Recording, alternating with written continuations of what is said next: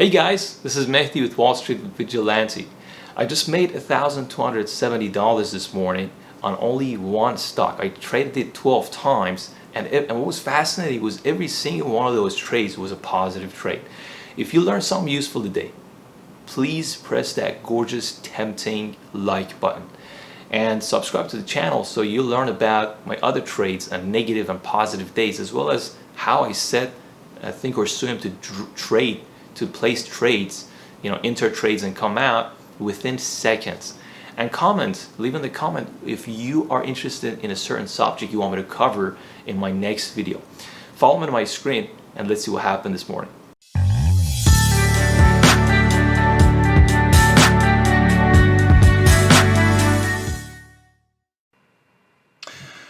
All right, so this is the price action of the stock that we talked about in that trading session, in the morning trading session that I made the $1,270. We're going to get to this. Before we go there, real quick, I want to talk about what we're going to cover in the next few minutes. First, I'd like to talk about the stock scanner, how we found the stock, then go through the pre-trading routine that I have that makes me have more of a success rate, then talk about what I actually did to be profitable in this specific trade. All right, so let's get started. Let's go to the scan. Needless to say, if you don't understand, how Thinkorswim works, or certain functionalities of it, or some of the stuff we're going to talk about, candlesticks, wicks, Bollinger Band, different indicators, price action, all of that, it's okay. Slowly you can learn either by watching other YouTube videos or just following me and subscribing to the channel. As I will be making tutorial videos, I'll teach you all of that. Now, I've personally learned these recently, so that'll help me understand where you come from. Now, let's go to the scan and quickly explain what we did here. Volume is extremely important for us when we're talking about gapping charts and gapping stock prices. And we're going to talk about what gapping means. But volume is extremely important. Just keep that in mind. I put it on 10,000 because I run this in the pre-market and the volume in the pre-market is relatively low. Now, on the last price, I'm comfortable with $1 to $15, but you can change that to whatever suits your needs. I recommend 1 to 15 or 1 to 20 to stay around there. Now, this tab here is for finding price gappers. Let me first show you what a price gapper is. If you run this scan, the first one is MIST. I have that loaded right here for you guys to save your time. So let's maximize. This is what a gapping stock is. So the price here was 3, bam, we go up to 4. That's like more than 25% gain, and then we keep doing this again and again. But one of these is what we're looking for. We're looking for from there to there, right? Now, if there's more of them, great. That adds more volatility. Now, price. What this means, what this bar says, it says that the price change is at least 4% from current price, candlestick basically, right? Greater than 10 bars ago. So 10 candlesticks ago, right? No, sorry, 10 bars ago. And in this case, 1 bar is 1 hour, right? So this is not candlestick. This is we're saying, basically what we're saying here is that I want my current price to be 4% higher than another candlestick price, right? Within the last 10 hours. That's what that stands for. Now, and this is how I found it. Now, right now, MIST is showing up, but that's because this is after the trading day is already over. In the pre-market, the first one that was showing at the time was MDGS, and the volume was already in the millions in the pre-market, which is fascinating.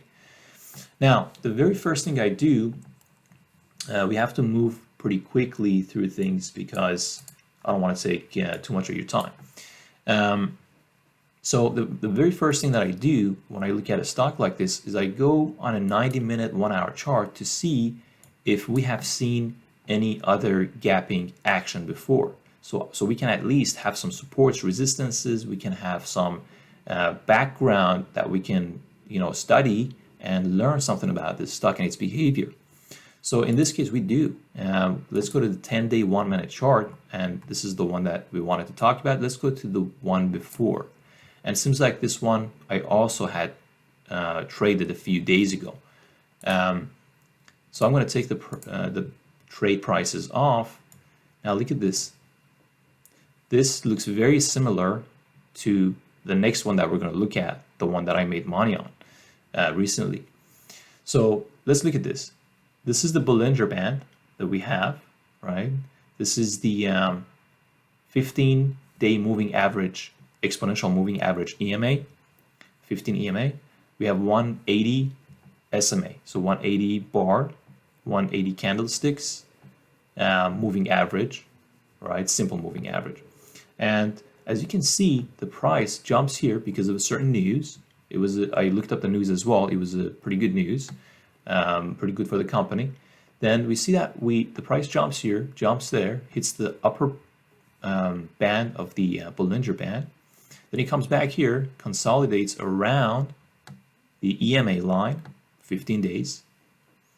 Then it goes back up, comes down, and basically all I'm trying to say is that we see that it's behaving pretty predictively, or pretty, I would say, like it's basically it's not doing anything too odd. It's respecting the Bollinger Band. It's respecting the SMA and EMA lines, right? So, and that's very good. So it's relatively a stock that we can maybe predict where it can be heading. Now, also, we notice that when the market opens, it dips a little bit and hits that 180 SMA line, hits the lower band of the Bollinger Band, and then shoots up. Hits the upper Bollinger Band, comes back down. Look at this action. Easy buy. This 180 is a pretty strong resistance or support for this specific stock. And then it goes up, and bam, that's where you sell. Look at this. That's 2.38 all the way to 2.67. That's a lot of money you can make on this. But also notice that in the last trading session that I happen to also be part of, we go to a certain high, but then once we come back hard, we never go back up again, right? So we got to keep that in mind. Now let's go to the actual one that we traded this morning, right? Right over here. I got in, I think, right about there. Yeah, I came in right about here. It was like 4:35 a.m. Pacific time. So let's bring back the trades.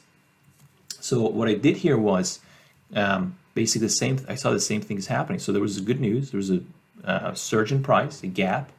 Then we go up, and then I started based on the past price actions of the past surges that we looked at together. I drew some resistance and support lines, right? And I saw that this graph is completely respectful of those, as well as Bollinger Band. And right around this area, I started seeing that the volume is picking up.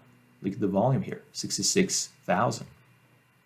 Then it went up here. As soon as it hit the upper Bollinger Band, I was gonna short, but there was no stocks available for shorting.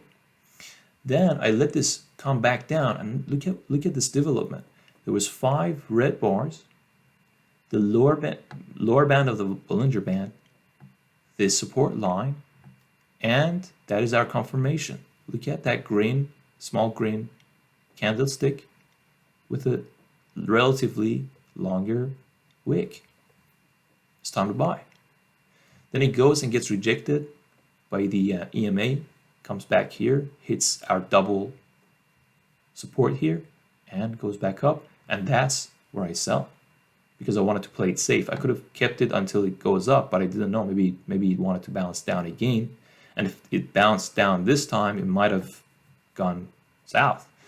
So I just wanted to play it safe and create that cushion trade, what I call the cushion trade. The first trade has to be a cushion trade. It has to be a safe trade. Here, it made me this is a 3.4% play, right? I gained 3.4%, which is pretty good, and it's only 5:20 a.m. And I made $150 on this, and now I can relax a little bit, and it takes my edge off, right? That now I don't have to be too nervous around taking a risk, right? Next time that I see something like this, I'm going to let it ride and make more profit. So then, so I don't want to bore you. Basically, I played the Bollinger Band and all the resistance and the support lines. Then we come here. A small little mistake, rookie mistake I made as a fellow beginner was that before the market opens, even though I saw in the previous example of the same stock price action, it goes right back down at the market open. Even though I knew that, I kept 2,000 shares, which is $8,000 invested. And it started to kind of work out for me. It started to kind of jump up, but then I saw it's quickly going back down. And that's when I, again, very quickly traded. And I'm going to cover how to quickly trade in Thinkorswim in following videos. We don't have time for this now. But look, at 4.25, price of 4.25, purchased 2,000. And I didn't lose anything. I sold it at the same price. It's because you have to be nimble, you have to be quick. And I caught myself and bam, we go down. But then, how long is this going to last? Do you remember last time we looked at the other part of the chart from a few days ago? It came right off of, it went down to close to, this resistance or the support as well as the 180 SMA line. And then we already came outside of the Bollinger Band, which is dangerous. Then we see a green as a double confirmation. I should have purchased here and we go all the way up here and sell, but I didn't. Part of the reason I didn't was because if this went to a green and went to a red, or if this turned into the next red candlestick, it might have gone all the way down. And once it passed the 180, I wanted to make sure that another red does not pass the 180 SMA, because if it did, it would be really bad news. The last thing I want to cover, and then I played this and made a bunch of money again using the Bollinger Band. You can kind of follow, but I want to cover this. How did I know when to get out? Right? I mean, some people kind of like write this thing all the way up. Some people like me, they like to play it safe. They just do small little trades all the way to the top. My last trade was right around here. It's kind of obvious, isn't it? We have, look at this. These are take all the upper wicks and upper prices, highest prices. Do you see this exponential situation here? That's good sign, right? But once we hit this, now we're concaving down. This you can also see it in the Bollinger Band. Once you concave down, this is not good news. As well as the SMA, the EMA, 15 bar EMA line. So as soon as we go back up, even on this trade, I make money and then I call it quits. And then we see that we keep getting rejected by the 15 moving average, and we never come back up again. Right? So I hope this was useful. I'm going to end the video right here. I hope this was useful. Again, I apologize that I can't really go into a whole lot of details because the video is already at 13 minutes right now. This portion of it, the chart analysis, and I don't really want to expand this longer than this and take valuable time of the viewers. If you guys have questions, you want me to expand on a certain portion of this, price action, indicators, the way I set up my software to quickly trade, get in and out, how I use level 2, just let me know in the comment section. And if you see somebody has left a comment that you also like to learn about, like it. The more likes the comments get, I'll choose the top 2 or 3 or 4, and I'll gladly make video for you guys and explain all the things that I've learned in the past few weeks as a new day trader. Thank you for watching. Please press that like button, it really helps me out, and subscribe to the channel so you won't miss out on the next videos. And I wish you an amazing upcoming trading week. All right, take care, you guys.